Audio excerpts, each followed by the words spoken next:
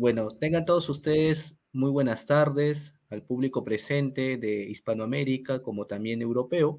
En esta oportunidad vamos a tener la conferencia magistral Desafíos y posibilidades del constitucionalismo democrático en América Latina, celebrando el marco de las jornadas académicas supranacionales de la Cátedra Cultura para la Paz y Derechos Humanos, realizada por la Facultad de Ciencias Sociales de la Universidad de Buenos Aires.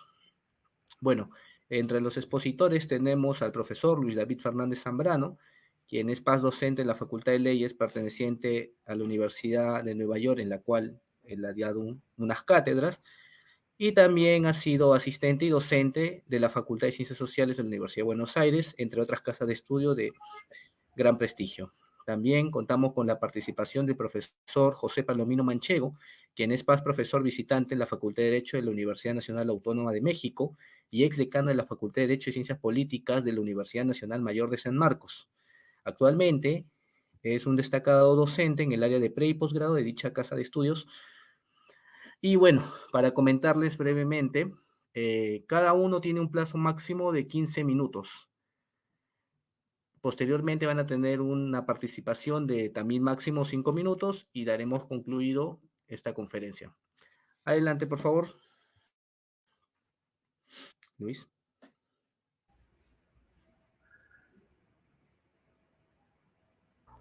Doctor, tiene el uso de la palabra.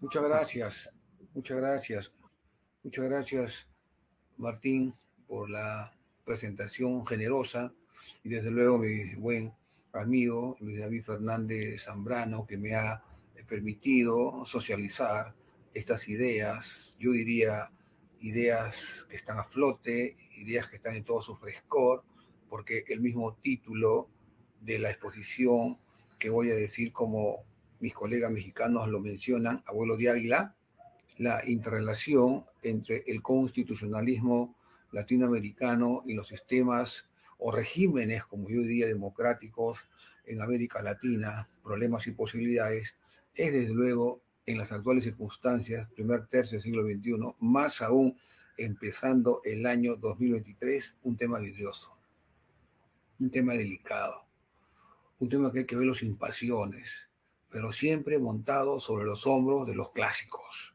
de lo que es la cultura cívica, lo que es la cultura política, y desde luego también, como lo hago yo ya desde hace 40 años en mi alma mater, la Universidad Nacional Mayor de San Marcos, desde el punto de vista que, vamos a decirlo en términos coloquiales, constituye las relaciones interconexos, una suerte de retroalimentación de lo que se presenta entre el derecho constitucional y la ciencia política.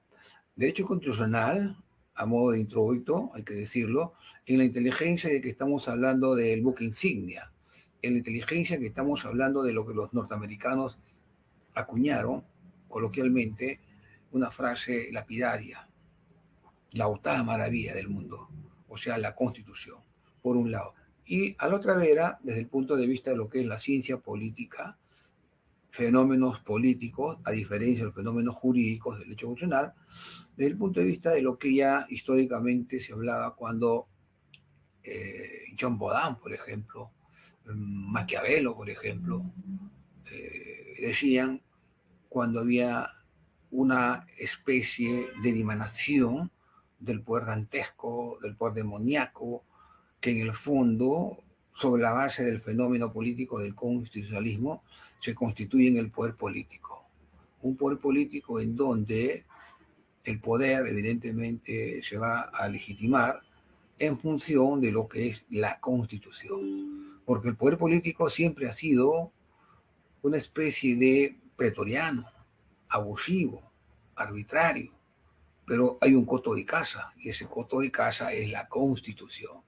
En ese sentido, todo lo que constituye el imperium, las facultas, la potestas o el dominio denominado poder político en América Latina, prácticamente, ahora más que estamos viviendo el bicentenario de nuestra independencia, que se ha presentado el año pasado, siempre tiende a ser abusivo, siempre tiende a ser demoníaco, jovesiano. Y para eso, evidentemente que hay límites. Y por ahí debo de empezar, porque voy a picotear algunos de los temas más importantes, más saltantes, y uno de ellos es justamente lo que mi buen amigo, el profesor mexicano Diego Valadez, ha desarrollado ya desde el año 2000, siempre pensando en los problemas escogidos del constitucionalismo latinoamericano. Por ejemplo, entre otros aspectos, el actual presidente del Instituto Iberoamericano de Derecho Constitucional, el profesor Valadez, habla del control del poder. Lo dejo en el tintero para después ampliar las miras. El otro punto que también es importante traer a colación es el tema de lo que se viene presentando en estos últimos tiempos en América Latina, sobre la base de las minorías y mayorías una vez que se lleva adelante las elecciones presidenciales y las elecciones al Congreso. Me estoy refiriendo al tema de la parlamentarización de los sistemas presidenciales. El tercer tema que quiero también picotear brevemente es el tema del control constitucional. No puedo dejar de lado porque se menciona, se habla, se dice el tema de la reforma constitucional, como si la Constitución fuera cualquier norma jurídica, de ninguna manera. Y un último tema que quiero traer a colación es evidentemente el tema de lo que ya últimamente se viene dando, coloquialmente hablando, diálogos entre cortes, es justamente el control de convencionalidad, porque no se puede ver todo intestinamente, porque a partir de lo que constituyó el constitucionalismo de la posguerra, Constitución italiana del año 47, Constitución o Ley Fundamental de Bonn de Alemania del año 49 y la Constitución de Charles de Gaulle en Francia de 1958, hay un constitucionalismo de la posguerra. Y así hay que entenderlo. O sea, quiero decir lo siguiente: montarse sobre los hombros de estas tres constituciones que todavía están, sí, tal cual vigentes, entrando ya al primer cuarto de siglo del siglo XXI. ¿Correcto? Voy al tema medular, el control del poder. El control del poder en realidad ha sido un tema muy delicado, pero esto ya se había visto un resultado feliz con las revoluciones euroatlánticas. La norteamericana a partir del 4 de julio de 1776, con su octava maravilla, 1787, la actual Constitución Federal con 27 enmiendas constitucionales, y cruzando el charco, en Europa, la toma de la Bastilla el 14 de agosto de 1789, la emblemática declaración de 1789 de la Francia revolucionaria. A partir de ahí, el rey reina, pero no gobierna. Hasta ese entonces, 1787, no había la figura del presidencialismo, que es la que amplía sus horizontes en América Latina como consecuencia del faro iluminador de la América del Norte. No había presidencialismo. No olvidemos que nosotros hemos tenido más de 3 siglos en América Latina, desde nuestro México lindo y querido hasta el Plata, como también hasta la tierra del Mapocho en el sur, de lo que constituyó, históricamente hablando, todo lo concerniente a lo que vino de la península ibérica. Una especie de absolutismo. Ese absolutismo tenía un rey. Eran los reyes que provenían de España a los virreinatos, de las dos dinastías que se dieron, de los Austrias, por un lado, y posteriormente la dinastía concerniente a los Borbones. Es lo que también sucedió en Inglaterra, porque no olvidemos que antes había otra revolución, la gloriosa revolución inglesa, en donde destacaron Guillermo de Orange, por ejemplo, y Cromwell, por ejemplo, en Inglaterra. Y en Inglaterra habían dos dinastías también. La dinastía correspondiente a lo que eran, históricamente hablando, los reyes, que prácticamente estuvieron hasta ese entonces unos 7 siglos, porque no olvidemos que los godos, o sea, los bárbaros, la última vez que ingresaron a Inglaterra fue justamente hace 9 siglos. Y ahí está justamente estas dinastías, dos dinastías que se desarrollaron en Inglaterra y que lo aprendieron los colonos ingleses cuando se van a la América del Norte. pero con una diferencia, que ya no querían la figura del rey, ya no querían la figura del punto de vista parlamentario. Evidentemente los lores y los comunes ya no querían el parlamentarismo, sino ahora crear el presidencialismo. Esto significa pues que dentro del marco del control del poder, la figura del presidencialismo ha jugado un papel muy importante. Nadie puede desconocer, por ejemplo, que en Europa los presidencialismos están ampliando los horizontes, mientras que en América Latina los parlamentarismos están asfixiando a los presidencialismos.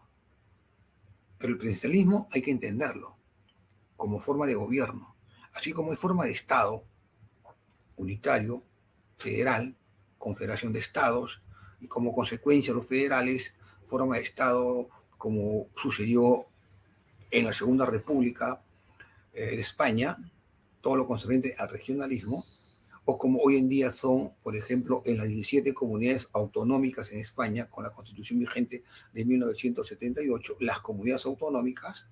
No olvidemos que hay modelos puros y hay modelos derivados. Y lo que hoy en día nos convoca es evidentemente América Latina. Y América Latina en todo lo que se quiera, desde el punto de vista de una constitución, que tiene su parte dogmática, derechos fundamentales, preámbulo constitucional, deberes constitucionales u obligaciones constitucionales, o su parte orgánica, que es lo que estamos viendo en este momento, todo lo concerniente a los poderes públicos, evidentemente que ahí es donde debemos de ver cuándo son modelos puros y cuándo son modelos derivados. Los modelos puros son en Europa, y el derecho constitucional comparado establece que modelos puros son Inglaterra, Estados Unidos, Francia, Suiza, los cantones suizos, por ejemplo, la democracia pura que hasta luego se presenta. En ninguna parte del mundo no hay. Y esto provenía del mundo helénico. Y desde luego también Alemania, Italia. Esos son modelos puros para poder desarrollar y enfocar un constitucionalismo latinoamericano, especialmente en el tema de las reformas constitucionales. Así de simple. Bueno, entonces, en este primer rubro, el control de poder, por lo tanto, eso ya prácticamente en el siglo XVIII, ya prácticamente ya se había superado. Ese trauma de que el rey reina y gobierna desaparece, porque a partir del siglo XVIII el rey reina pero no gobierna. Entonces el ejercicio del poder político se ve limitado. Y la octava maravilla del mundo, o sea, la Constitución, es la que le pone un coto de casa.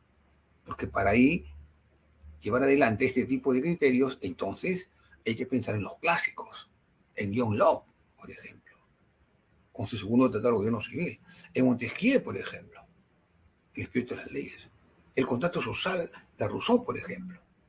Entonces, eran los clásicos los que se impusieron a los efectos en términos de ideología liberal o de corte liberal para que cambiara y se dé un giro copernicano a lo que era el absolutismo. La península ibérica trajo el absolutismo. Eran los reyes y los virreinatos de la Nueva España, o sea, en nuestro México lindo y querido, el virreinato de la Nueva Granada, Venezuela, Colombia, una parte de Panamá, el virreinato del Perú, el virreinato de La Plata, Argentina y evidentemente pues, ¿no? La capitanía de Chile y otras capitanías más, por ejemplo la de Guatemala, ¿no? Que es muy importante traer a colación. Con esta primera reflexión, yo quiero demostrarle a todos nuestros cibernautas que nos están escuchando de que para poder entender los problemas actuales hay que ver qué ha pasado o qué ha sucedido, mejor dicho, con anterioridad. Para poder entender el presente hay que conocer el pasado. Esa es una primera reflexión que yo siempre le digo a mis alumnos. Si no, no discutamos. No podemos discutir de ninguna manera. Ni Harry Potter haría esto. La segunda mira que yo también quiero tener a colación aquí es por qué se está parlamentarizando todo lo que es el poder ejecutivo. O sea, por qué el poder ejecutivo tiene que seguir las líneas o las vigas de lo que dejaron los ingleses cuando montaron ya desde la época medieval el parlamentarismo. Un parlamentarismo inglés que giraba evidentemente sobre la base de ciertas figuras que andando el tiempo se fueron, ¿no?, desarrollando a través de las instituciones democráticas. El otro punto, evidentemente, que es el tema de la del control constitucional.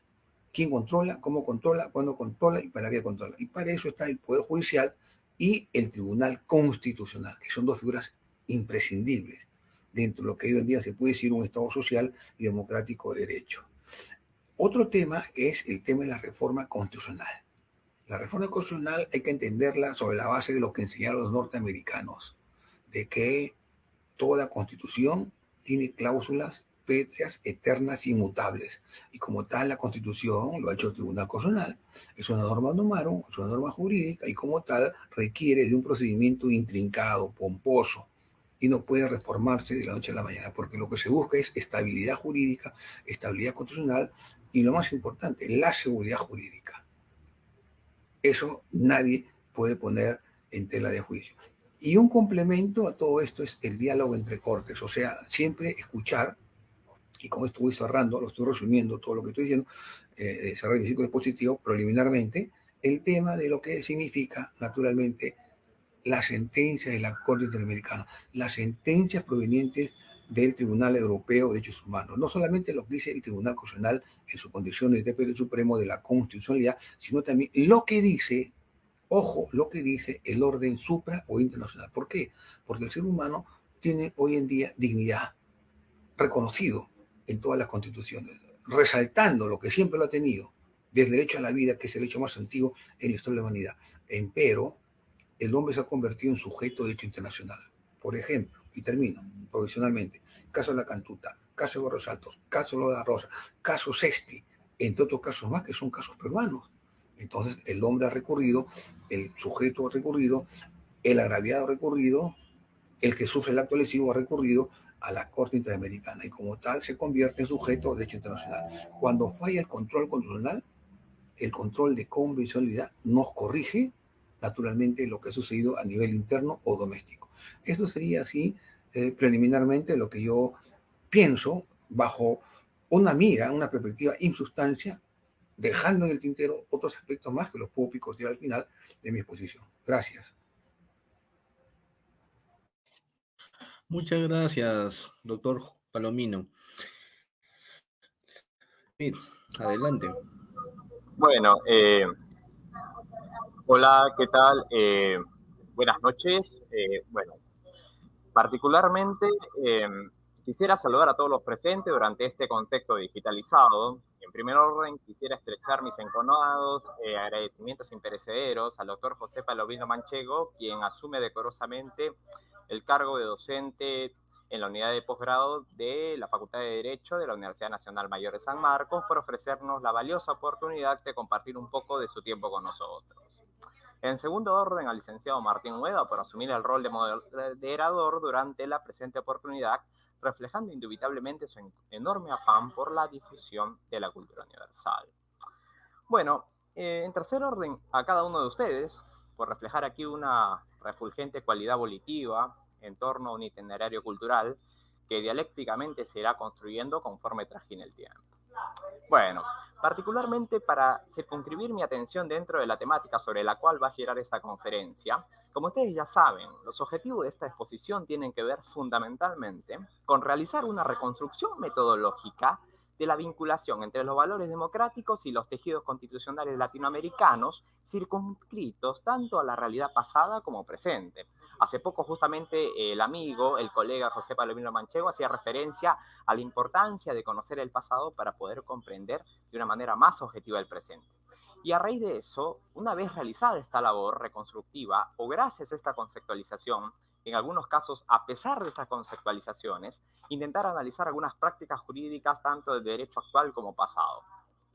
Si bien estos son los objetivos principales de la conferencia, estos quizás se inscriben en una línea un poco más amplia que tiene que ver con tratar de establecer vinculaciones entre los principios ontológicos liberales del derecho constitucional latinoamericano con la narrativa discursiva posmoderna francesa, post-Mayo 68, estoy pensando autores como Lacan, Derrida, Roland Barthes, que actualmente, para nadie es un secreto que gobiernan gran parte del lenguaje jurídico oficial dentro de las academias latinoamericanas.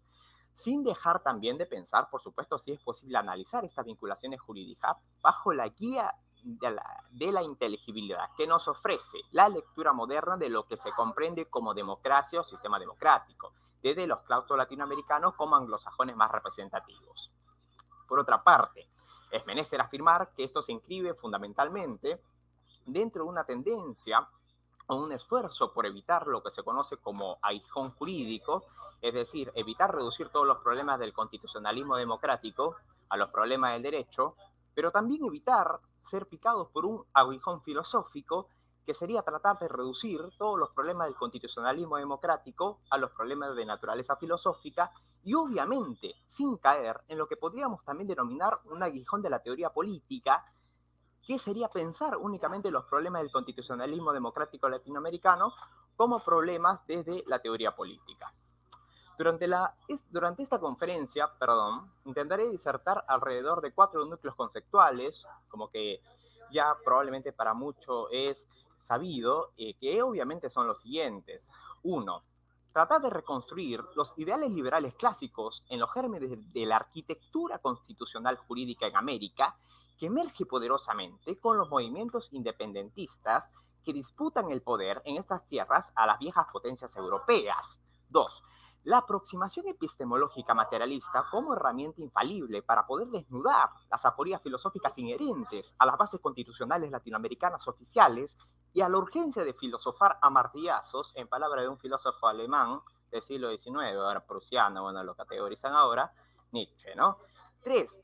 Visibilizar los límites entre el posmodernismo francés post-mayo 68 y las lecturas constitucionales democráticas en América Latina en medio de la vorágine de los fenómenos políticos progresistas de los últimos tiempos. Y 4, algunas recomendaciones para poder enmendar paulatinamente ciertos errores seculares respecto a estos temas desde la academia, pero también desde la sociedad civil. Ahora, en la primera parte, obviamente que ya el doctor Palomino Manchego lo ha detallado con mucha claridad, el liberalismo como corriente filosófica, como corriente política, como corriente económica, nace en la Inglaterra del siglo XVII. El libro, el primer y segundo tratado del gobierno civil de John Locke, es básicamente la obra de cabecera de cualquier persona que quiera entender este tipo de contexto. Pero John Locke no era una isla, John Locke no vivió en medio de la nada, John Locke vivió en un contexto geopolítico en donde particularmente sucedieron un conjunto de cosas que determinaron el rumbo de lo que fue Europa, porque la Europa del siglo XVII no fue la Europa de la Revolución Francesa, y la Europa de la Revolución Francesa no es para nada la de Europa que vio la caída del general de Gaulle, ¿no? Entonces, Jacobo I, que es el primer Estuardo, para nadie es un secreto que ascendió al trono en el año 1603, carecía de la autoridad y respaldo de los Tudor y era un defensor del poder absoluto.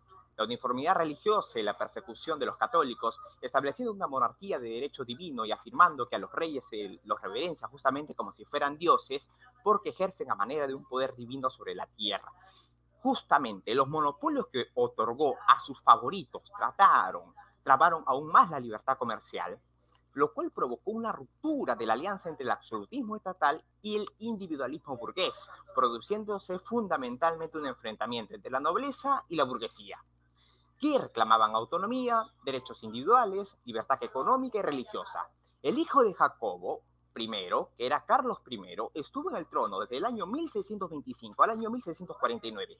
Con él aumentaron los problemas con el Parlamento y el conflicto se precipitó por una cuestión de impuestos debido a la guerra con Francia. Justamente en el año 1628, el Parlamento redactó una petición de derecho por la cual se declaraba ilegal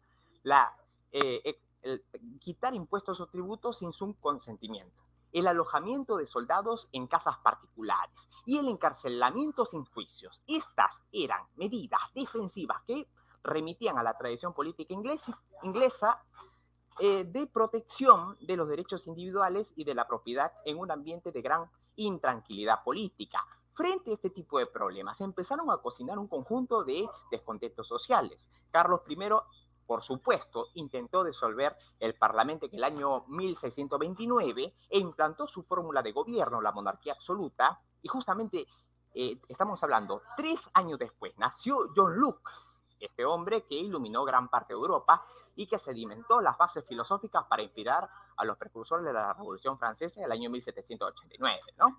Entonces, vamos viendo todos estos contextos y aparecen otras figuras muy importantes, como Oliver Cromwell, que tiene una participación importante en las guerras civiles internas de Inglaterra en el siglo XVII, Y obviamente cuando le disputan el poder a la monarquía absolutista, que estaban inspiradas fuertemente por el tomismo, también por las doctrinas aristotélicas y también por otras corrientes filosóficas que en esa época eran el non plus ultra, entonces se abre una nueva ruta para comerciar para justamente los burgueses que empiezan a tener poder político en el Parlamento. Pero yo no quiero detenerme aquí porque esta es una cuestión de la cual se ha dicho mucho, se ha escrito mucho, libros, artículos, etcétera, etcétera. Yo quiero ir por otro lado, pero quiero más o menos subrayar este aspecto por una cuestión de consideración a que este tipo de fenómenos políticos que tuvieron su natalicio en la Inglaterra del siglo XVII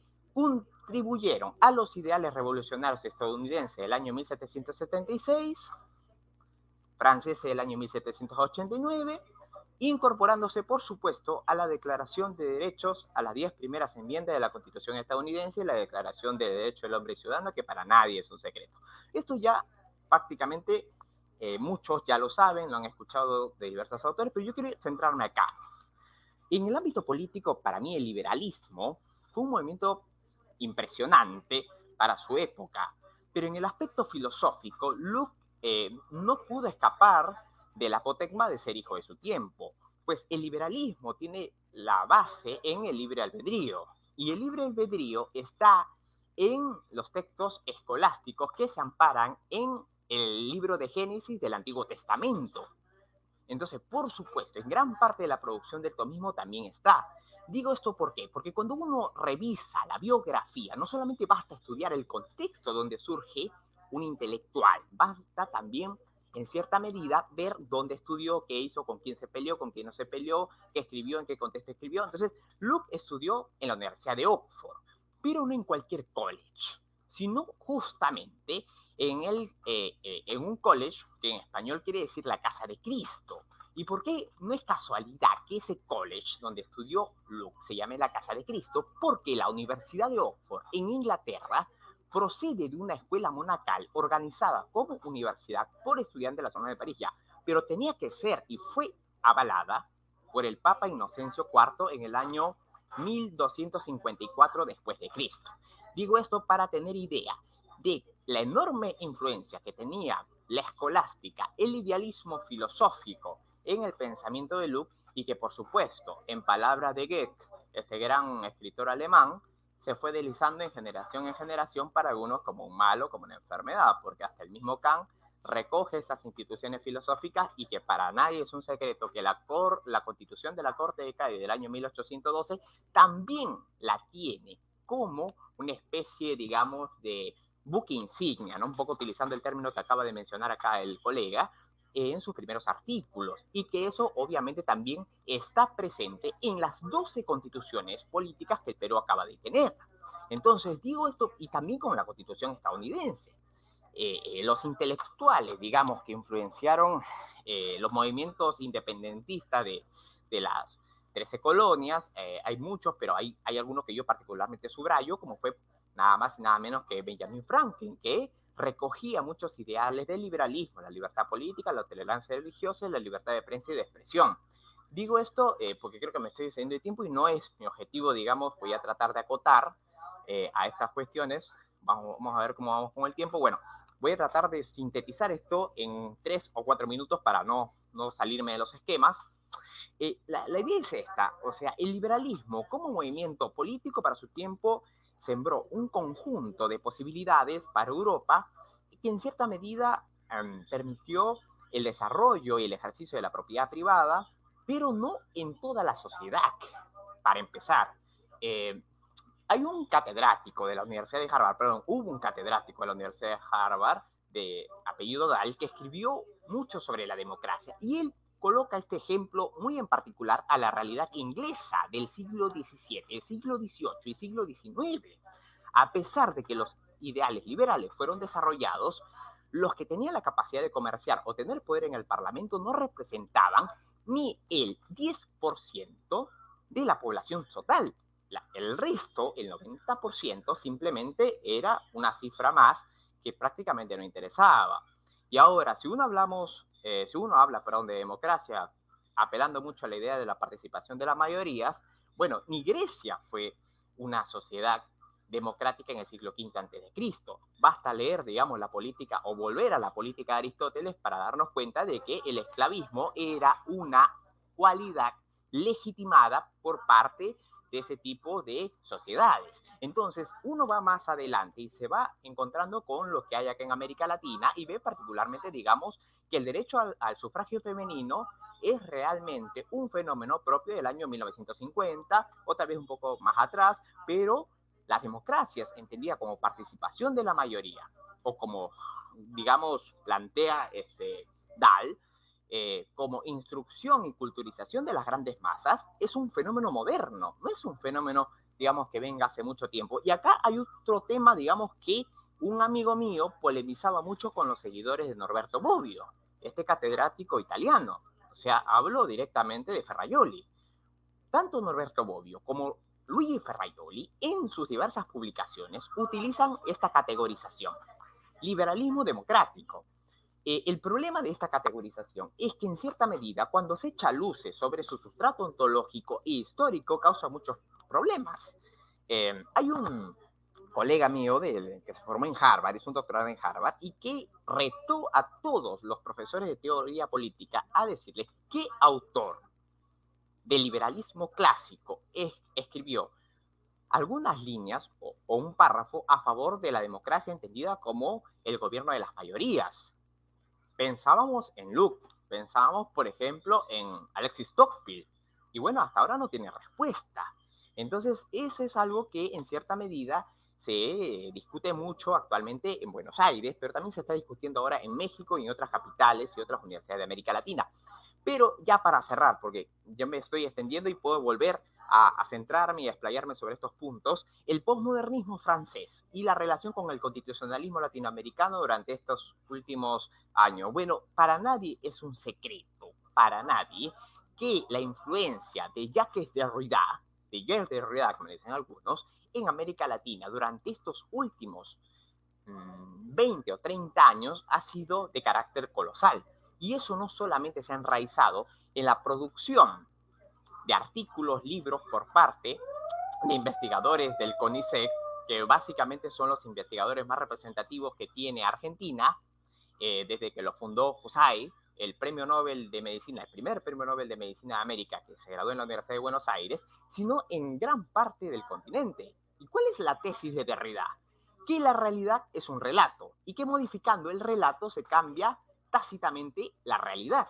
Eso parece no tener una pegada muy directa, pero cuando hacemos la evocación, digamos, de que cambiando ciertas palabras de un ordenamiento jurídico constitucional, inexorablemente se va a transfigurar las bases de una sociedad y se va a mejorar o superar ciertas tragedias, bueno, ahí está la esencia ontológica del posmodernismo. Digo eso porque ahora está muy de moda el tema del cambio de la Constitución. Estuvo muy de moda en Chile, el estallido social del año 2019, y la recomposición de las bases sociales a través de una asamblea constituyente.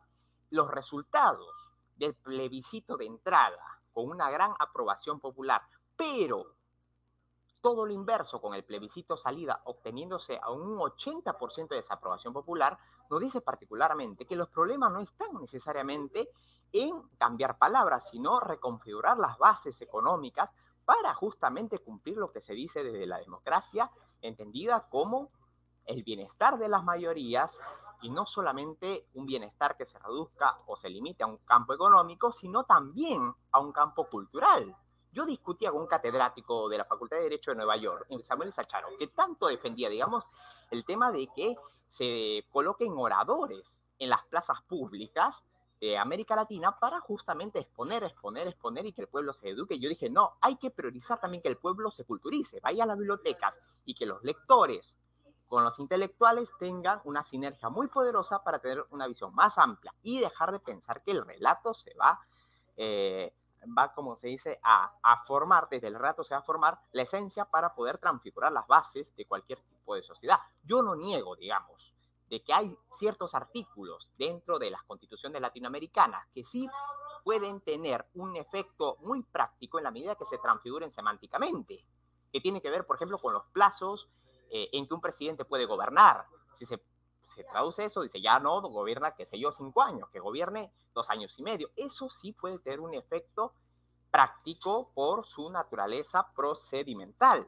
Pero hay otras cuestiones que no. Entonces yo veo que eso no tiene tanta vigencia y yo siempre vuelvo a Kelsen, a pesar de que con Kelsen me he peleado mucho.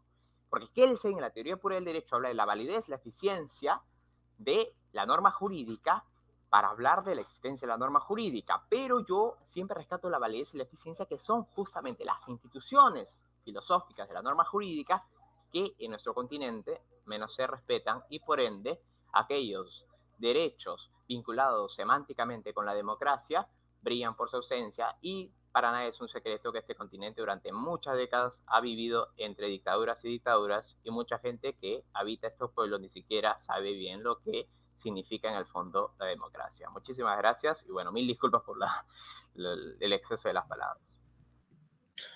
Muchas gracias a ambos por su participación. Ya para concluir esta conferencia, cada uno de vosotros tendrá un tiempo máximo de 5 minutos.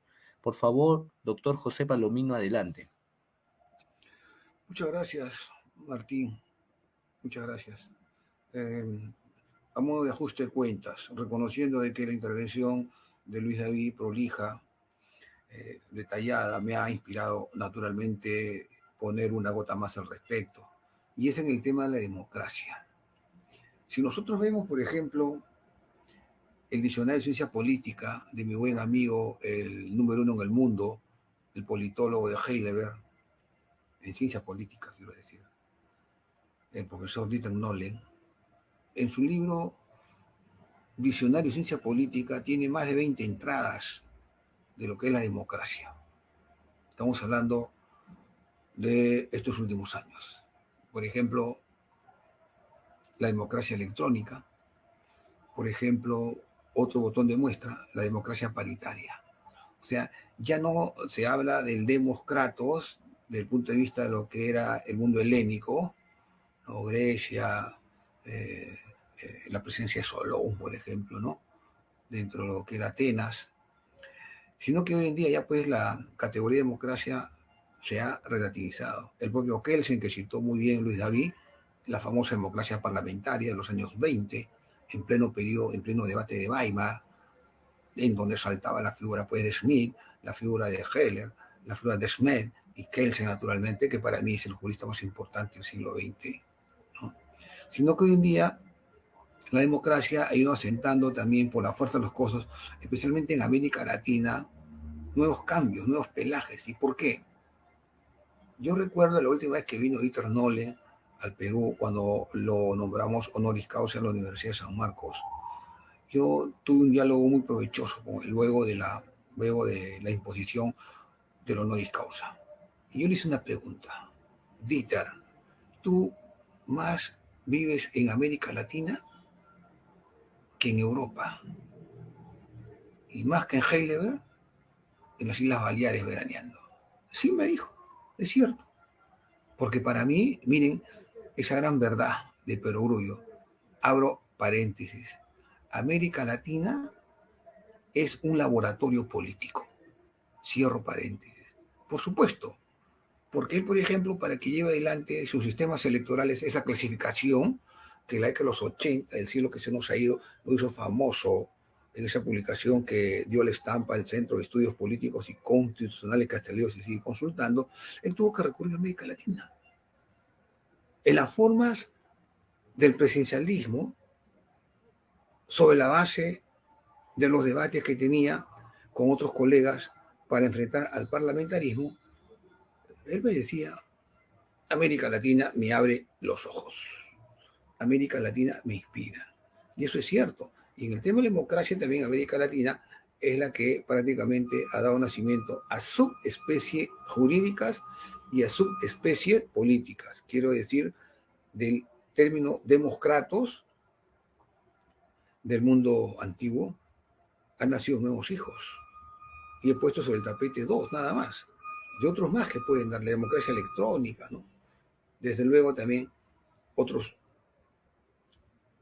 horizontes que en América Latina se van a dar por la fuerza de las cosas, por las exigencias de los justiciables, que recurren a los órganos jurisdiccionales para que se proteja sus hechos fundamentales. Estoy saliendo. Ese es por un lado. Por otro lado, también habló en perfecta sintonía Luis David el tema de los grandes teólogos. Yo soy sanmarquino y yo soy dominico.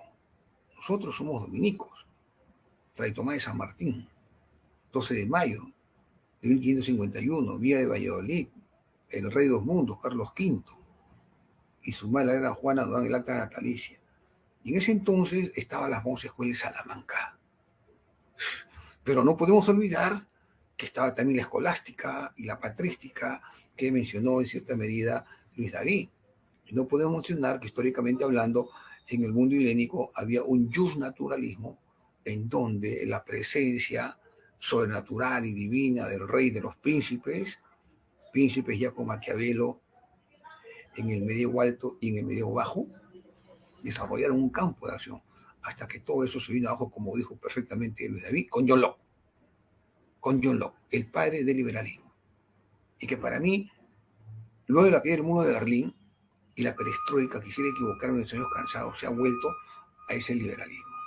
Se ha vuelto a ese liberalismo. Estoy hablando especialmente en Europa, que es distinto a América Latina, porque hay que verlo así, ¿no? Con sus ondulaciones, con sus fisuras, con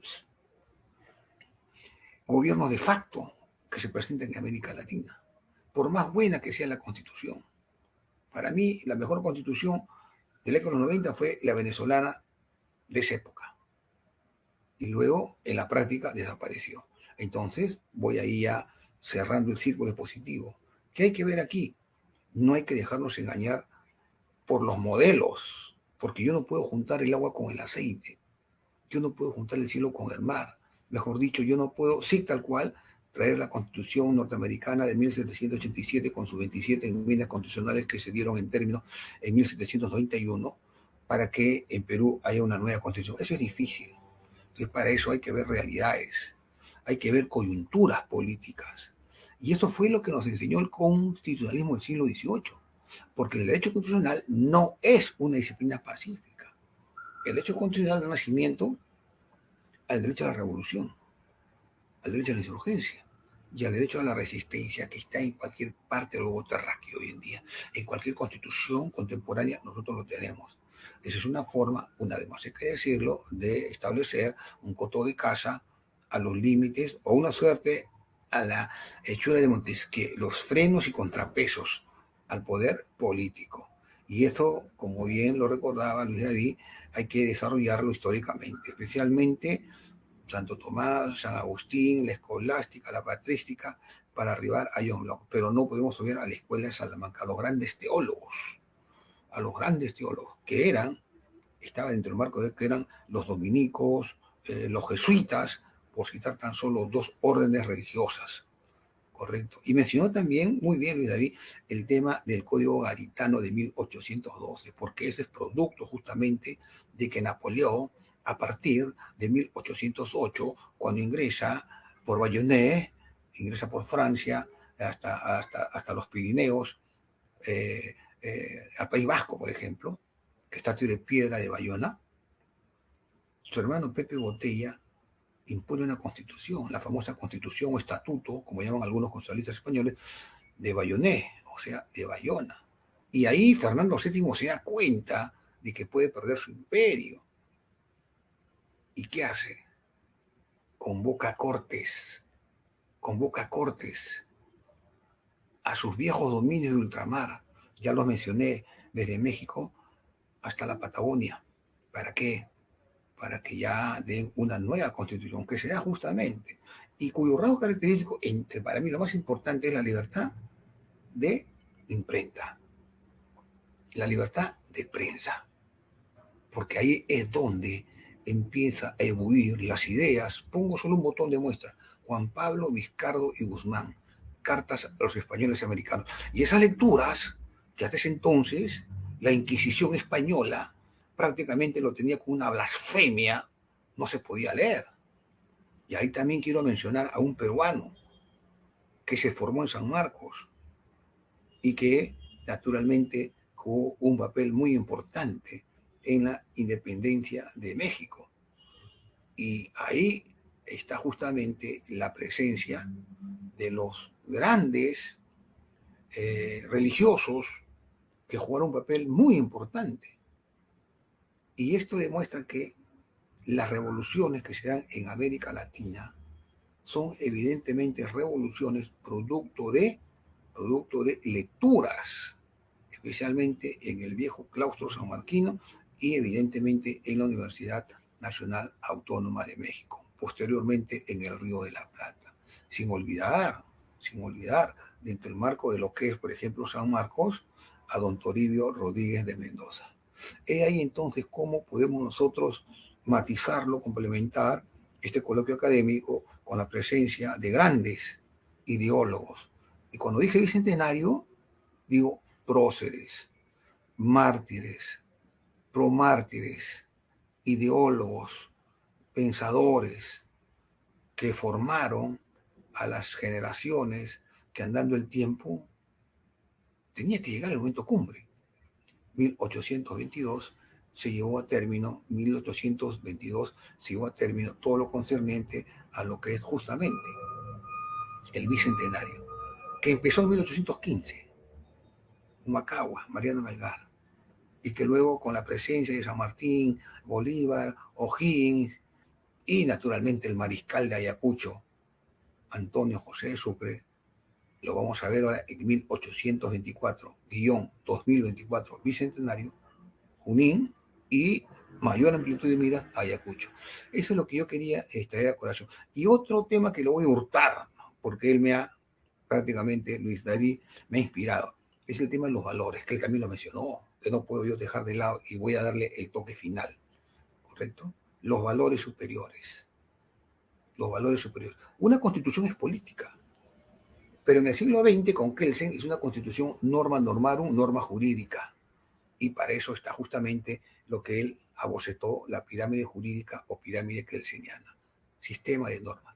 Las fuentes del derecho, como lo llaman los profesores o los constitucionalistas españoles, o lo que decía Norberto Bobbio, ¿no? El sistema jurídico.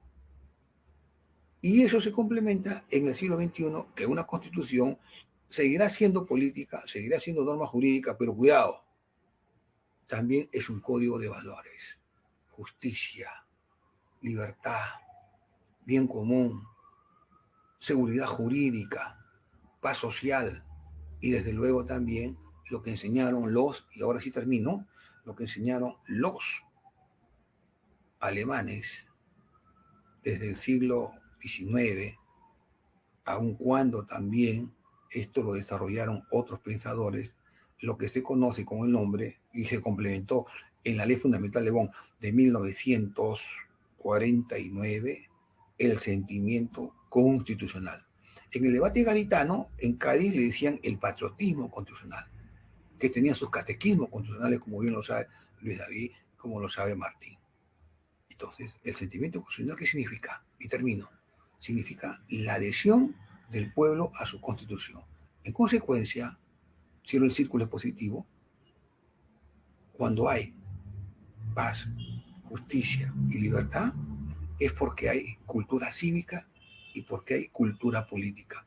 No empiece a decir que el constitucionalismo en América Latina en el siglo XXI está cambiando de pelaje. Todo como consecuencia de los famosos populismos. Populismos en materia constitucional, el populismo en materia penal, en donde nulo un crimen, nula pena ya prácticamente no vale nada, y entramos naturalmente en un desconocimiento del principio de legalidad y así por el estilo. Muchas gracias por haberme permitido compartir este tan importante coloquio académico que hoy en día está evidentemente, en todo su frescor. Muchas gracias. Gracias, doctor José Palomino. Quería mencionar algo sobre muy interesante la participación de ambos. Por respecto al tema de la democracia, es interesante saber de que es muy complejo y muchas veces lo asumen o lo relacionan con hasta incluso equilibrio económico. Más que equilibrio, bueno, más que equilibrio, cierta prosperidad. Para mencionar brevemente, Argentina es un país más democrático que Estados Unidos, según el indicador Freedom House, a pesar de que tiene varias crisis sociales y políticas.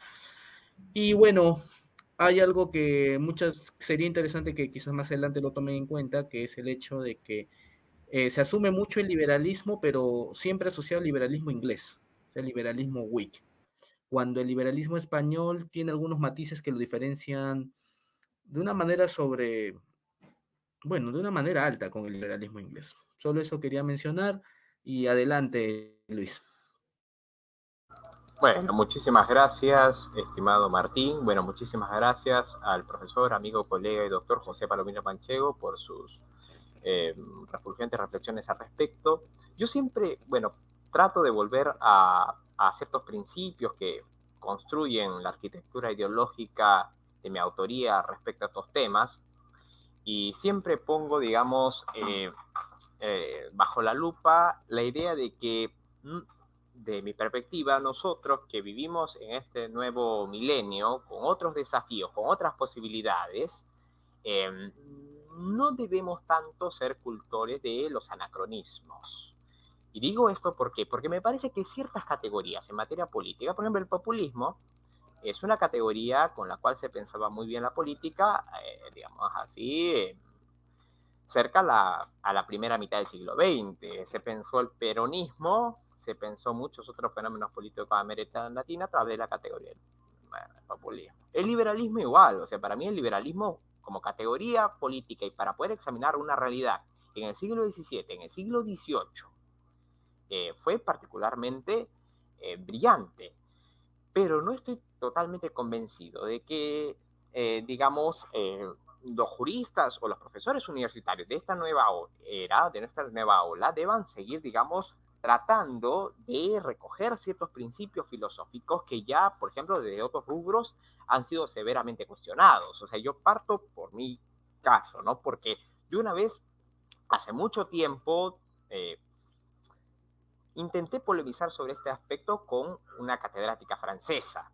Y bueno, no fue bien recibido porque yo particularmente me inspiraba mucho en la sociología clásica alemana y francesa para plantear, digamos, de que el ser humano no es una persona que tiene el libre albedrío para todo, que no hay, digamos, una libertad amplia y que la libertad categóricamente y semánticamente nos remite a una posición escolástica y que toda la sociología nos dice que estamos acondicionados por el idioma, condicionados por la cultura, condicionados por la política, condicionados por un sinfín de factores que en cierta forma, de mi punto de vista, aniquilan, pulverizan la mística de lo que se entiende como libertad, o como la entendía Luke, o como la entendía Kant, o como la entendía cualquier prócer de los movimientos independentistas, que bueno, ya después subimos muchas veces, bueno, de que San Martín no era tan bueno como se pensaba, porque le hacía el juego a ciertos políticos de la corona inglesa.